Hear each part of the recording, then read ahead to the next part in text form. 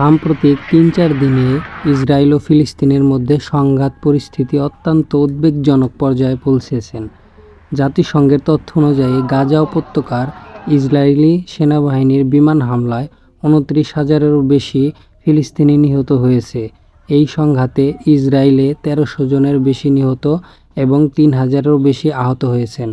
এছাড়া আন্তর্জাতিক বিচার আদালত আইসিজে সম্প্রতি ইসরায়েল দখলকৃত ফিলিস্তিন ভূখণ্ড নিয়ে শুনানি শুরু করেছে।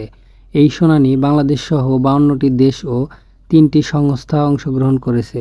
শুনানিতে ফিলিস্তিনি তাদের ভূখণ্ড থেকে ইসরায়েলি অবৈধ দখলদারিত্ব বন্ধের দাবি জানিয়েছে। এই পরিস্থিতিতে গাজায় হাসপাতালগুলোতে চিকিৎসা সেবা ব্যাহত হচ্ছে, খাদ্য, পানি ও বিদ্যুৎ সংকট তীব্রতর হয়েছে এবং লাখো ফিলিস্তিনির বাস্তুচ্যুত হয়েছেন।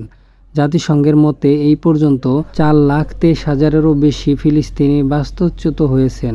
এমন পরিস্থিতিতে আন্তর্জাতিক সম্প্রদায়ের জরুরি মানবিক সহায়তা প্রদান ও শান্তি প্রতিষ্ঠার জন্য কার্যক্রম উদ্যোগ গ্রহণের প্রয়োজনীয়তা অত্যন্ত গুরুত্বপূর্ণ।